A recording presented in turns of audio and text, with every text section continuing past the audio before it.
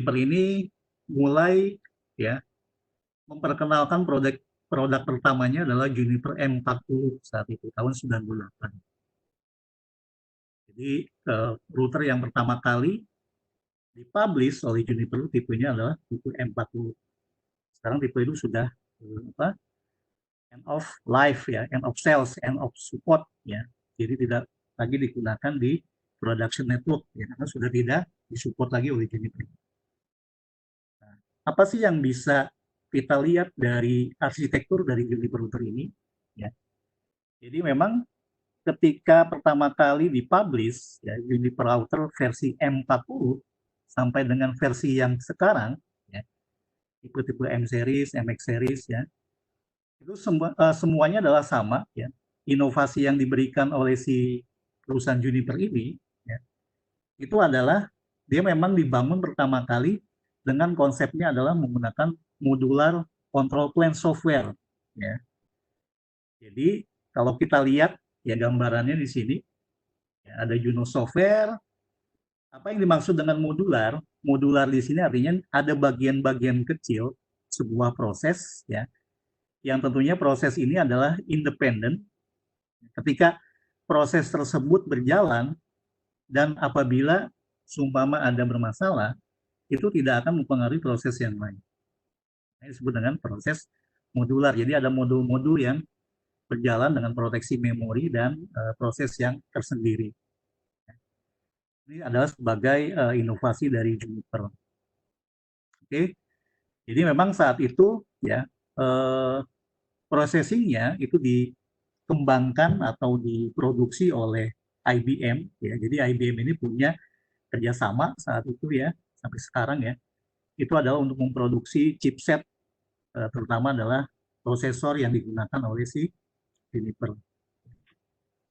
Nah, yang menarik adalah sejak awal tahun 98 memang konsep dari sistem operasi yang digunakan oleh Junos ini, ya, Juniper OS ini, itu sudah memisahkan dua hal, ya, dua engine, yaitu routing engine atau sebutannya adalah RI, ya, dan packet forwarding engine atau PFE.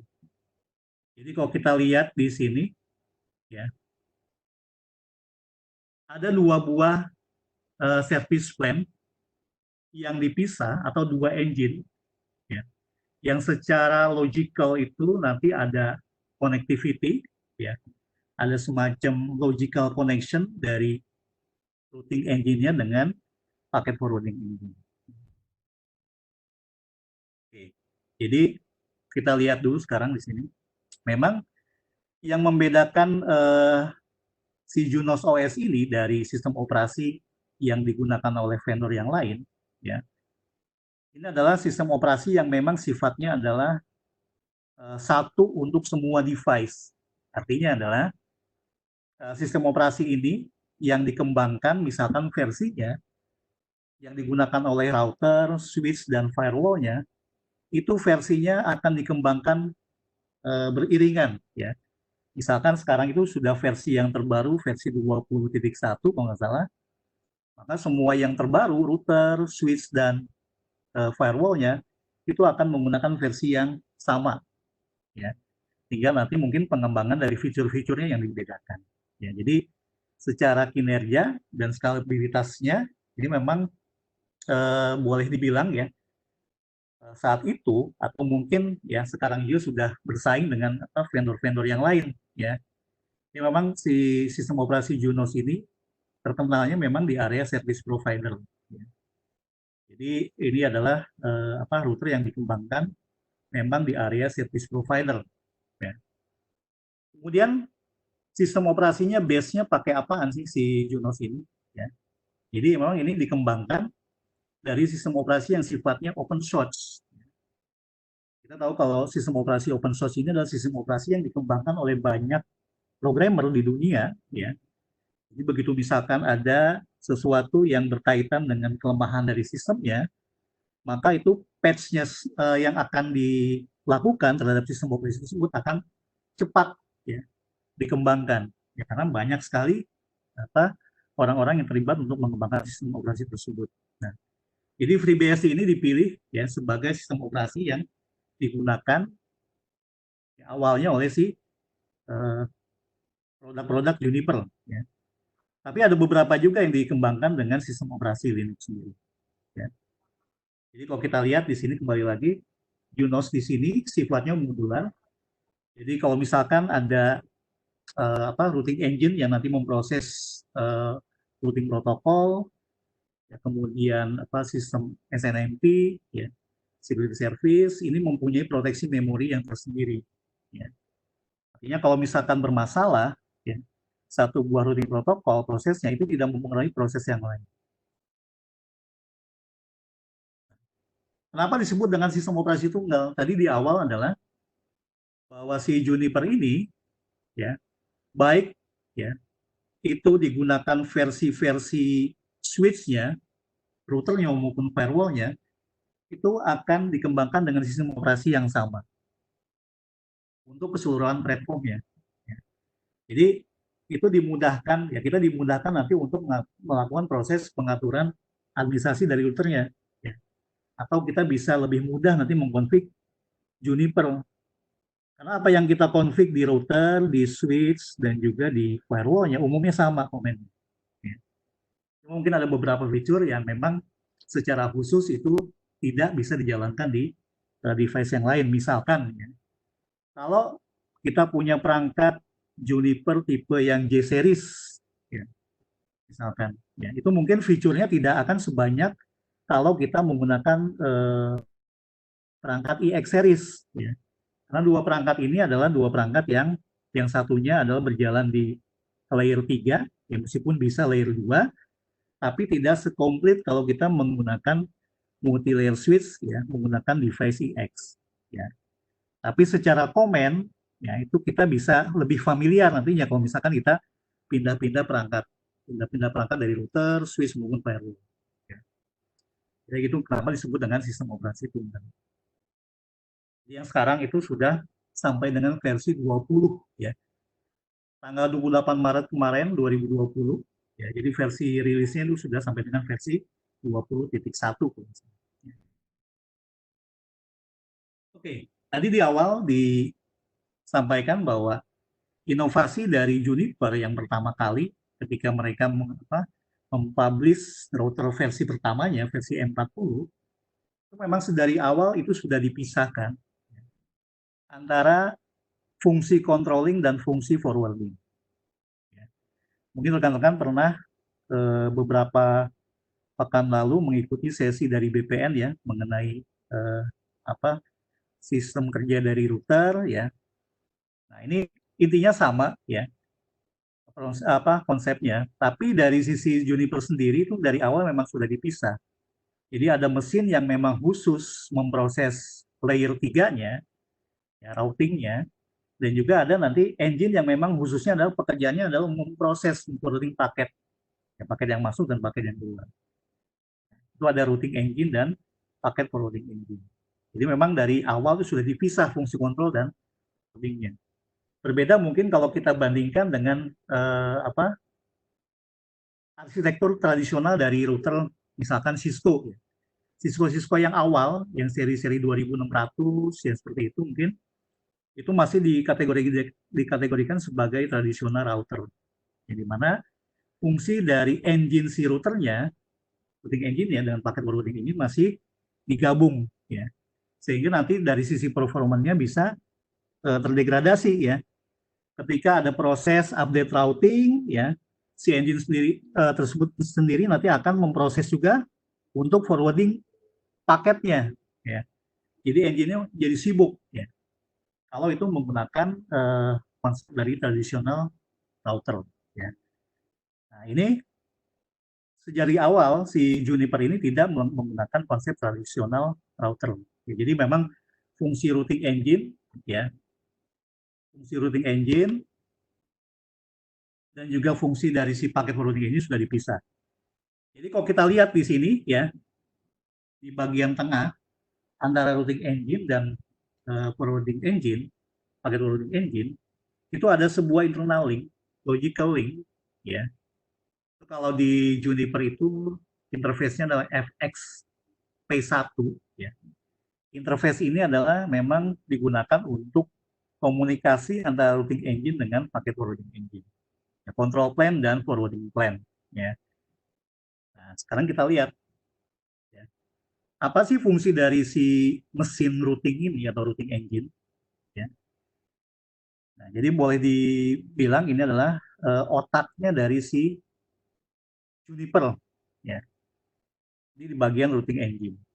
Jadi memang ya routing engine ini adalah akan mengelola tabel routing dan juga tabel forwarding. Jadi ada routing table dan table forwarding memang ini pertama kali adalah diciptakan oleh si routing engine ya. Nah, kemudian hal-hal yang berkaitan dengan chassis ya, controlling, routing update ya, itu memang dikelola oleh si routing engine.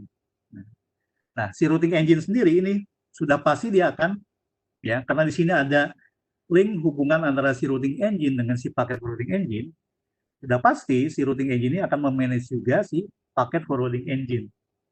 Ya. Jadi di monitoring nih, ya, apa yang dilakukan oleh si paket forwarding engine, ya si routing engine juga harus tahu. Ya. Jadi dia juga bisa mengelola ya paket forwarding engine. Ya. Pertama kali dia akan menciptakan forwarding table. Nah, ketika sudah diciptakan, berikutnya si forwarding table ini akan diserahkan ya secara khusus ya akan diproses nantinya oleh si paket forwarding engine. Oke. Jadi di routing engine tadi ini disebut sebagai otaknya lah ya. Atau mungkin kemarin ya pernah saya ikutin materi yang sama BPN sebelumnya bahwa routing engine ini sebagai otaknya ya atau dapurnya lah ya. Ini proses berpikir dari si router itu di routing engine ya. Nah, kemudian apa yang dikerjakan oleh si paket forwarding engine? Nah, tadi setelah si routing engine ya membuat forwarding table ya, nah, paket masuk dari satu buah interface ya, atau frame masuk dari satu buah interface, kemudian dia numpang lewat diproses oleh si paket forwarding engine, kemudian dia akan lewat jalur interface mana. Nah, ini yang mengelola adalah si paket forwarding engine ya. Menarik ya Mas Muri Ya. Nah, ini untuk materinya rekan-rekan sekalian bisa download, ada di grup kita ya, grup Telegram IT Networking.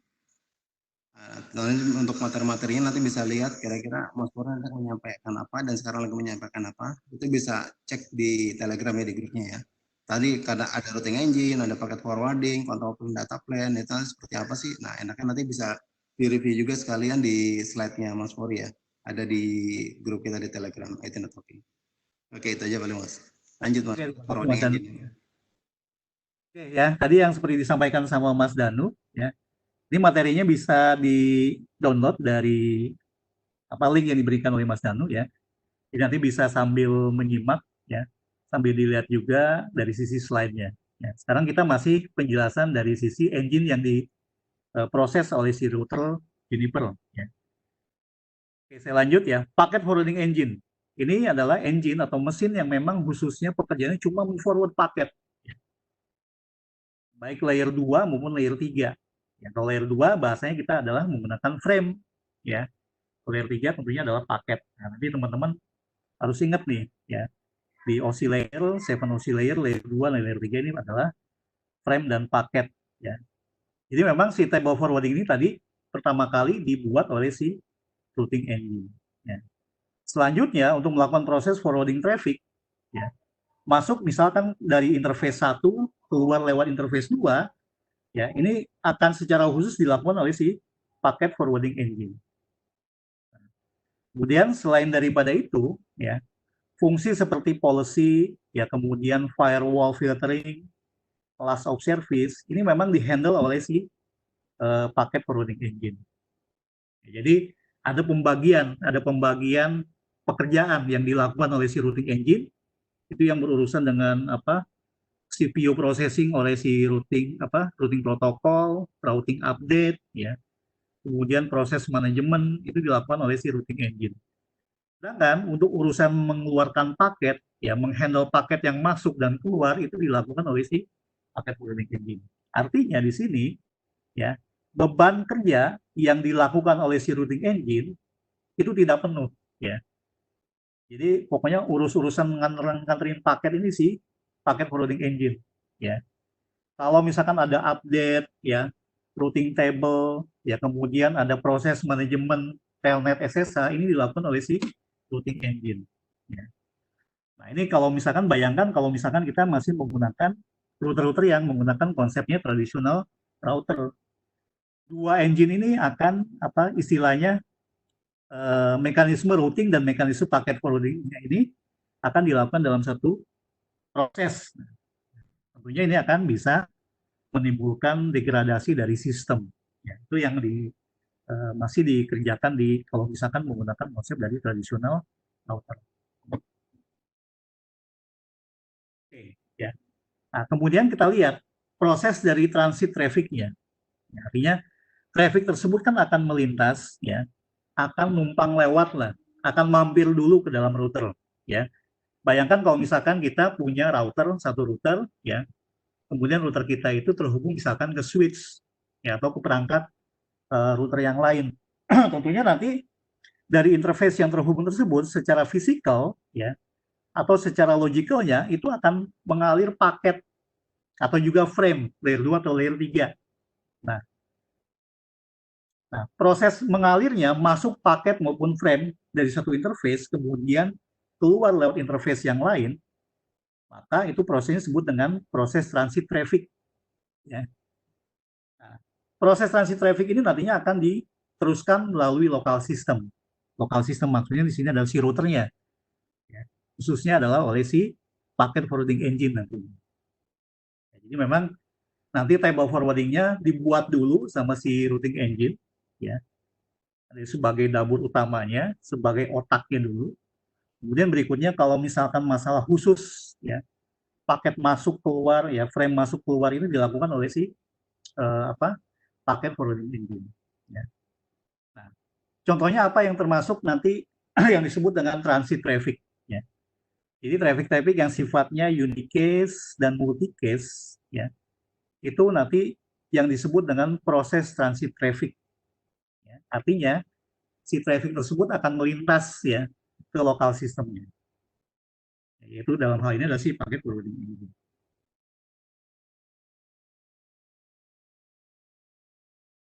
Oke, di sini ada pertanyaan ya.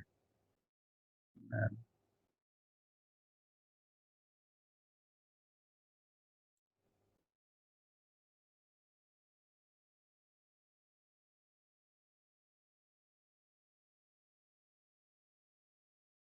oke.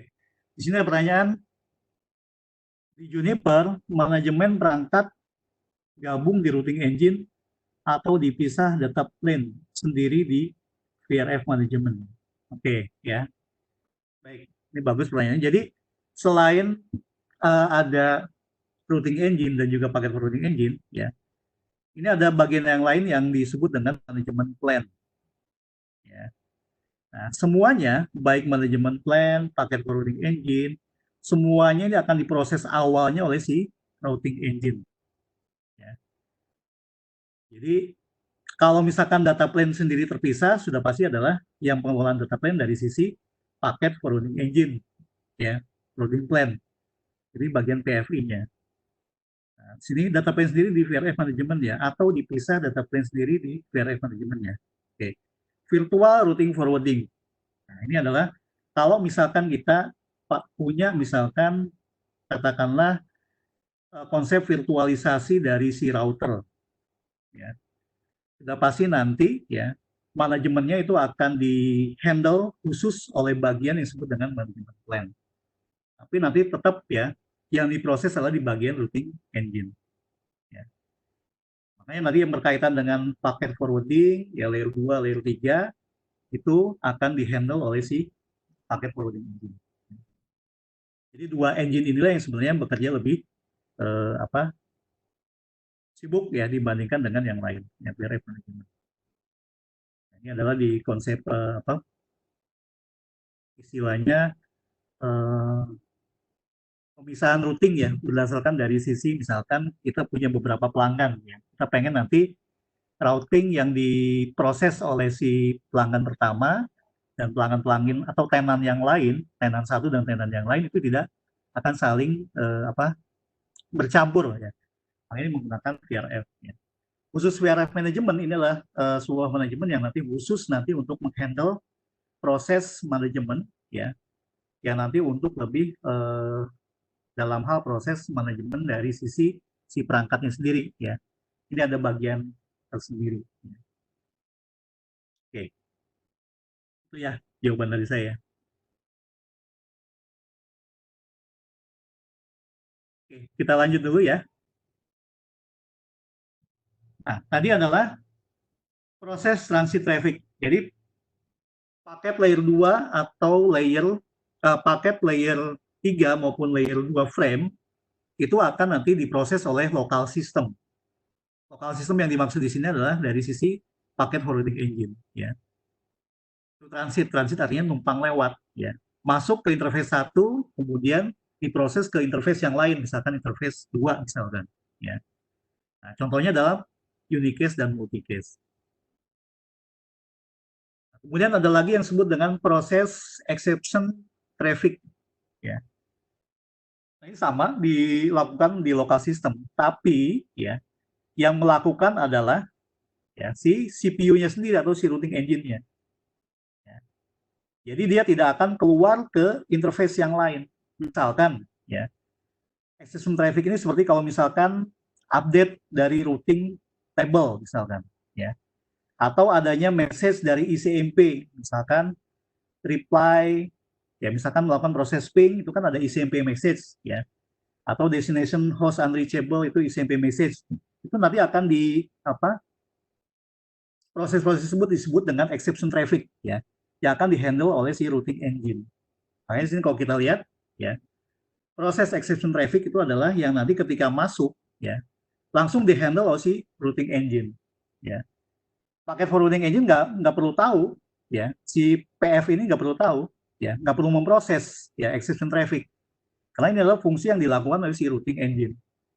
Misalkan kita ngeping ya, misalkan trace route ya, kemudian misalkan menambahkan atau menghapus table routing table ya, itu dilakukan oleh di routing engine. Nah, itu yang disebut dengan proses exception traffic.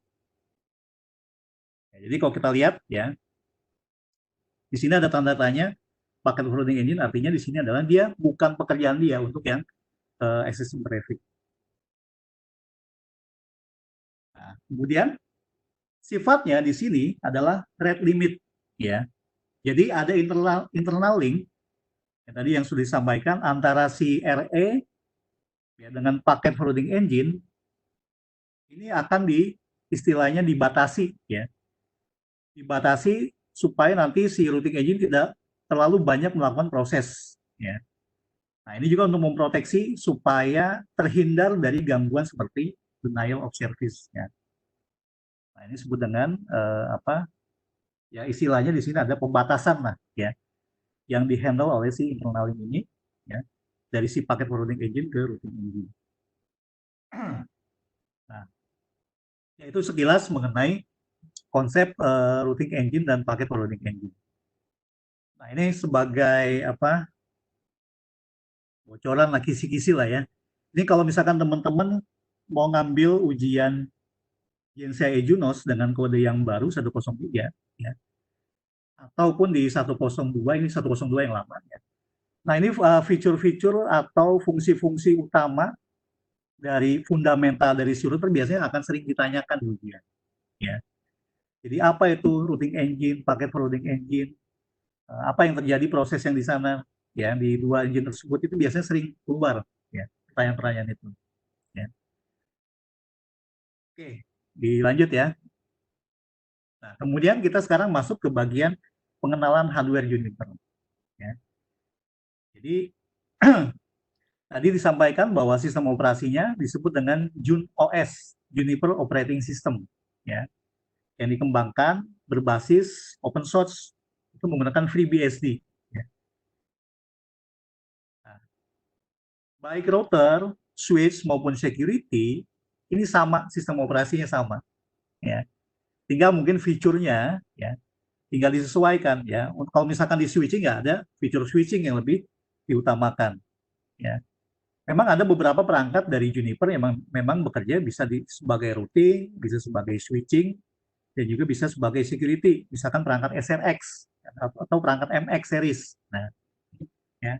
Jadi tinggal kita mau seperti apa mau dibuat perangkat tersebut.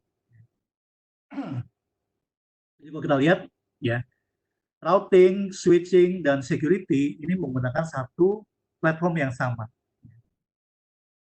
Mungkin kalau misalkan teman-teman di Cisco ya, pernah lihat mungkin ya, atau pernah mengalami kalau misalkan saya mengkonfigurasi router yang lama-lama, yang jadul-jadul ya, yang tipe 2600, 2800, ya sistem operasinya mungkin masih iOS ya. Tapi udah yang baru-baru misalkan ISR yang G3 itu sudah pakai iOS XE ya. Atau mungkin yang di data center ya pakai NXOS ya. Macam-macam ya. Nah, itu memang setiap vendor memang punya fitur-fitur khusus yang memang tidak bisa mungkin ada yang bisa menggunakan satu sistem operasi ya seperti Juniper, ada memang punya konsepnya berbeda sistem operasinya. Yang menarik adalah kalau di Juniper kita nggak perlu belajar sistem operasi yang beda-beda. Jadi kalau misalkan kita ngonfig router ya, kemudian misalkan kita pakai MX series nih, MX series misalkan yang tipe 104 ya, membuat routing misalkan routing statik ya. Kemudian kita ketemu dengan perangkat switchingnya misalkan IX series 3300 misalkan ya. Kita buat lagi misalkan routing, misalkan ada proses routingnya juga model switch ya. Maka apa yang dilakukan static routing yang di router maupun switch itu sama bahasanya. Ya, komennya sama ya, karena semua adalah menggunakan sistem operasi yang tunggal. Itu si Junos OS. Meskipun mungkin di Cisco ya agak mirip-mirip ya, apa yang di config di iOS, di config di iOS XE mungkin mirip ya. Tapi mungkin ada beberapa spesifik ya, komen yang lain itu berbeda ya komennya. Jadi kita harus banyak menghafal komen. Ya nggak masalah sih sebenarnya ya. Nah ini kalau misalkan di Juniper dimudahkan. Jadi kita nggak perlu ribet. Ya nggak perlu ribet. Kalau misalkan pindah dari router ke switch ke security ya, cara komennya sama. Ya. Oke, sekarang kita lihat perangkat-perangkatnya apa di router nih. Ya di Juniper. Ya. Di sini ada beberapa tipe. Di antara tipe-tipe ini sudah tidak diproduksi lagi atau end of life atau end of support, end of sales ya. Nah, yang ACX series ini masih support ya, masih di sales ya. Kemudian LN series ya, kemudian T series, M series, PDX series ini beberapa sudah end of life ya. Jadi kalau kita lihat yang ACX series ini mungkin biasanya digunakan di skala branch ya, branch office. Ini banyak ditemui misalkan di vendor-vendor telco ya, di bagian di akses routernya, di cell site-nya. Nah, kemudian kalau yang M series ini awal-awal digunakan buat di aggregate atau di core-nya ya. Kemudian ini banyak sudah mulai diganti oleh tipe yang terbaru itu MX series ya, yang 5G yang terbaru itu ya. Nah, ini selain sebagai router juga itu bisa berfungsi sebagai switching. Beberapa juga fitur security-nya bisa dijalankan di MX series. Nah, PTX series ini biasanya buat telco ya, core utama. Nah, ini pun ada beberapa tipe yang sudah mulai tidak disupport lagi atau end of life ya. T-series juga ya, ini sudah jarang ditemui ya. Mungkin yang beberapa tahun ke belakang ya masih menggunakan ini, ada telco yang mungkin masih menggunakan tipe-tipe yang lama ya. Ini memang perangkat-perangkatnya besar, tapi kemampuan kapasitasnya sudah tertinggal sebenarnya. Kalau yang PTX series, T series ya, yang tipe-tipe yang lama. Jadi ada beberapa tipe yang memang sudah tidak disupport ya, atau end of support, bahkan end of life. Nah, kemudian switchingnya. Nah, switchingnya ini ada beberapa. Ada yang umum yang digunakan EX series yang sering ditemui di enterprise ya, baik di telco juga ada menggunakan tipe-tipe EX series ya. Ada yang modular, ada yang fixed switch ya, tergantung dengan mungkin kapasitas dan area yang digunakan di level mana, apakah di distribution ya, atau di akses, ya, atau mungkin bahkan di core-nya. Nah, kemudian QFX series. Nah, ini biasanya kalau di data center khusus ya. Nah, fitur-fitur data center ya, ini biasanya menggunakan QFX series ya. Misalkan kita menggunakan VXLAN ya, kemudian apalagi BGP EVPN ya. Fitur-fitur yang memang harus digunakan di data center ini biasanya menggunakan QFX series. Nah, OCX series ini sebenarnya buat cloud, tapi ini adalah perangkat yang sudah obsolete juga, yang sudah tidak disupport lagi. Jadi biasanya sering ditemui adalah EX series dan UFX series ya, untuk yang perangkat switching. Nah, kemudian untuk security. Nah, security ini adalah SRX series ya. Mulai dari series yang kecil, series 100, 200, 240 sampai yang besar-besar ya, yang modular. Nah, ini memang menghandle khusus untuk firewall system atau security system ya. UTM juga bisa dihandle oleh si perangkat SRX series ya. Antivirus juga bisa, yang tergantung dari sisi fitur utamanya apa yang akan dihidupkan. Ya tentunya ini menggunakan lisensi khusus tentunya.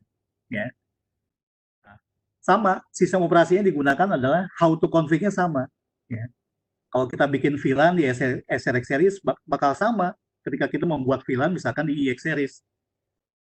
Ya. Misalkan SRX series ini kita mau jadikan sebagai fungsi multi-layer switch bisa ya, tanpa kita harus menggunakan perangkat yang lain, misalkan menggunakan perangkat EX series.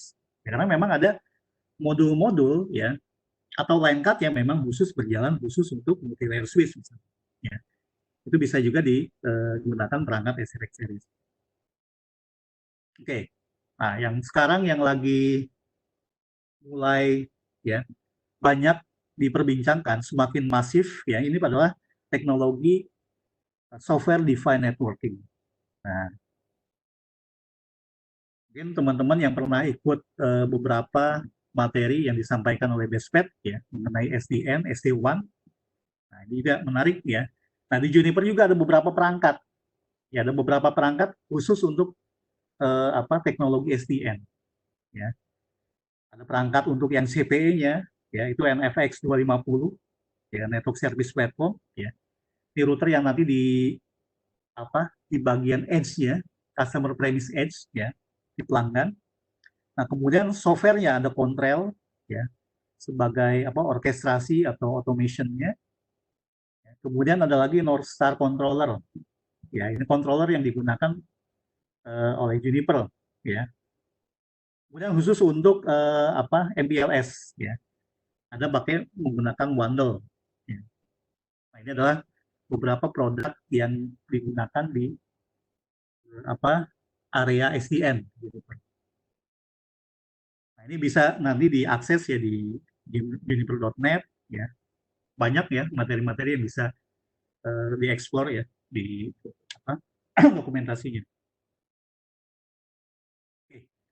Nah, tadi ada SDN. Kemudian semua perangkat di vendor ya, baik Juniper, Cisco ya atau yang lainnya ya, itu sudah pasti nanti akan menyentuh ke era virtualisasi. Ya. Jadi solusinya nggak pakai bare metal semuanya. Nantinya ya, fungsi-fungsi bare metal server atau server fisikal itu sudah mungkin direduksi, dikurangi. Karena kenapa? Ya, karena mungkin kalau kita misalkan membangun perangkat-perangkat yang masih mengandalkan physical hardware, tentunya adalah kita akan mempertimbangkan dari sisi konsumsi listrik, ya. Kemudian space-nya, ya, kemudian apalagi pendinginnya, ya, dan tentu adalah dari sisi operational cost-nya, ya, dan juga mungkin orang-orang yang terlibatnya akan semakin banyak, ya. Bayangkan kalau misalkan kita memasang ada 100 router, ya, tentunya ini tidak bisa dikerjakan oleh 1-2 orang, ya. Harus banyak orang. Nah, teknologi virtualisasi sebenarnya adalah untuk mereduksi hal-hal yang bersifat operational expenditure, ya, dan juga tentunya adalah cost operasionalnya, ya. Capex maupun OPEX-nya lah, ya. Nah, di sini kita kembali lagi ke Junos, ada beberapa perangkat yang bisa berjalan di virtualisasi, ya. seperti SRX ya, itu ada juga versi virtualnya. Ya. Dan juga MX series ya, ada virtual MX. Ya, jadi misalkan kita ini juga sudah apa sifatnya adalah kalau mengenai hardware yang digunakan ini adalah vendor agnostik, artinya adalah tidak terpaku si VSRX ini atau si virtual MX ini adalah berjalan di satu hardware khusus. Ya. Katakanlah misalkan kalau dibandingkan dengan Cisco, ya. Cisco ini kalau punya virtualisasi, ya, umumnya dia akan menggunakan juga mesin yang direkomendasikan, misalkan menggunakan UCS, ya. Meskipun bisa ya menggunakan perangkat yang lain, ya. Tapi biasanya bundling dari sisi solusinya adalah menggunakan unit yang lain, misalkan menggunakan unit UCS itu kalau misalkan di Cisco. Nah, kalau misalkan di Juniper itu adalah konsepnya sudah vendor agnostik, artinya tidak ada keterikatan harus menggunakan vendor menggunakan perangkat dari si Juniper seluruhnya, ya. Jadi bebas ya, misalkan kita punya server yang lain, misalkan merek vendor yang lain, itu bisa ya sepanjang nanti memang memenuhi dari hardware compatibility list-nya, ya. Jadi sifatnya adalah open, ya. Karena sistem operasinya sudah open, ya, menggunakan FreeBSD, pasti nanti konsepnya adalah konsep vendor agnostik untuk konsep virtualisasinya. Jadi kalau kita lihat di sini ada VSRX ya dan Virtual MX. Nah, fitur-fitur yang memang nanti digunakan secara bare metal, artinya secara fisikal, misalkan kalau kita menggunakan SRX ya, dengan menggunakan virtual SRX, sudah pasti nanti ada beberapa fitur yang tidak bisa berjalan di virtualisasinya. Ya. Misalkan ya, kalau kita menggunakan layer 2 VLAN atau trunking, ini beberapa fitur ini tidak bisa digunakan di virtual SRX. Ya. Padahal fitur ini adalah fitur yang memang bisa dibutuhkan nantinya kalau misalkan kita tidak menggunakan perangkat switching. Ya. Nah, ini virtual SRX tidak support untuk salah satunya tidak support masalah layer 2 VLAN maupun trunking. Ya. Yang bisa adalah VLAN tagging yang berbeda ya.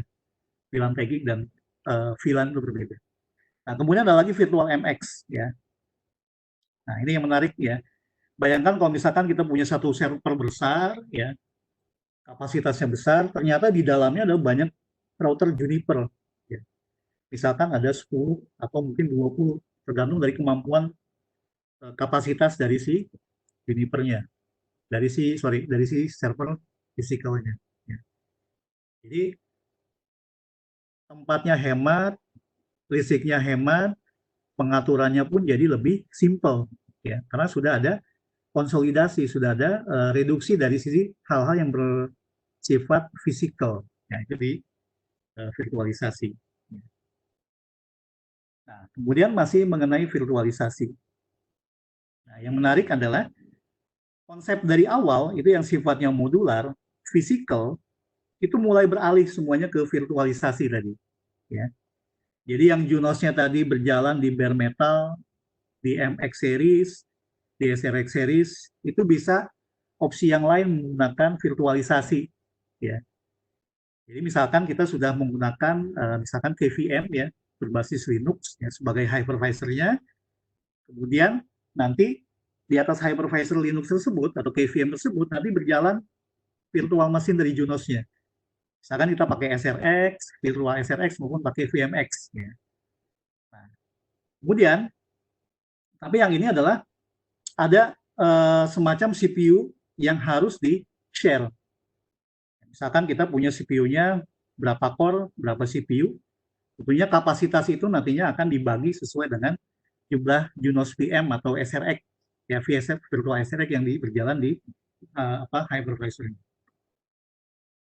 Oke, kita lihat dulu sini ada pertanyaan.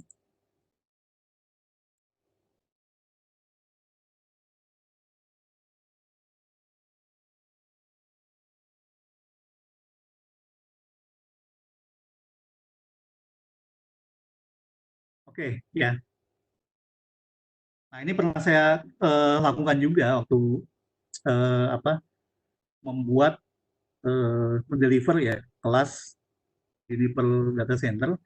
itu kebutuhannya adalah menggunakan virtual MX. Nah, jadi memang ada semacam pemisahan secara logical, baik di routing engine maupun di virtual PFA-nya. Jadi kalau misalkan teman-teman punya kesempatan nanti membangun lab pakai if ng misalkan ya, kemudian build membangun menggunakan atau kita jalankan VMX ya, itu nanti ada dua tipe ya. Jadi seolah-olah kita punya dua node ya. Itu yang pertama adalah si routing engine-nya ya. Kemudian biasanya ada linknya itu adalah si paket routing engine-nya. Jadi ada kayak dua node gitu. Tapi sebenarnya itu adalah berada dalam satu buah istilahnya node yang sama gitu. Cuma fungsinya dibedakan ya.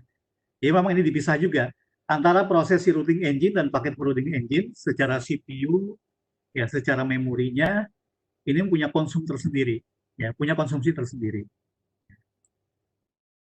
Oke, gitu ya. Jadi memang ada virtual RI, ada juga virtual PFI-nya.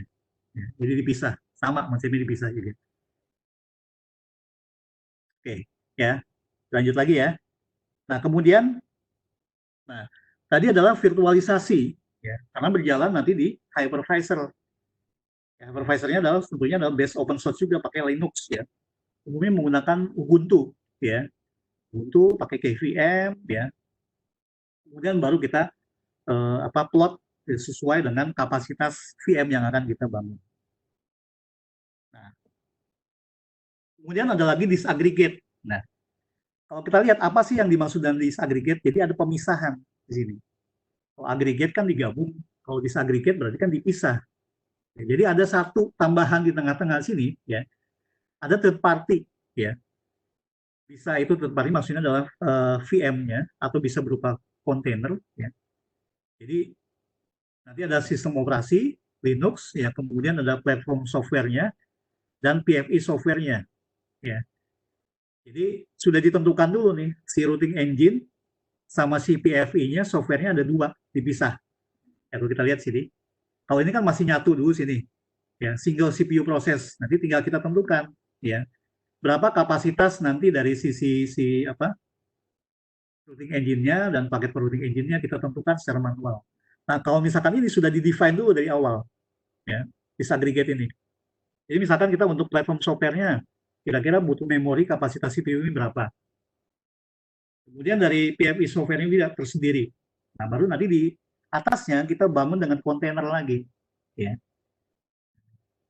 Jadi ada semacam kayak ada layer tambahan gitu. Ya. Nah, ini disebut dengan disaggregate. Nah, di sini Unix VM yang berjalan di sini tentunya nanti tidak tergantung harus pada hardware yang dibuat khusus oleh si Juniper. Tidak ya, ini sifatnya adalah hardware agnostik. Agnostik di sini artinya nggak terikat, bebas ya, sepanjang nanti memenuhi dari HCL-nya, hardware compatibility list-nya. Ya. Jadi kalau kita lihat forwarding engine-nya memang natif, ya, itu akan dijalankan oleh sistem operasi Linux-nya. Begitu juga untuk driver-drivernya. Nah, baru nanti si VM-nya berjalan dari sisi kontainernya. Ya. Jadi di sini ada tambahan lagi, misalkan sudah support menggunakan API, Application Programming Interface.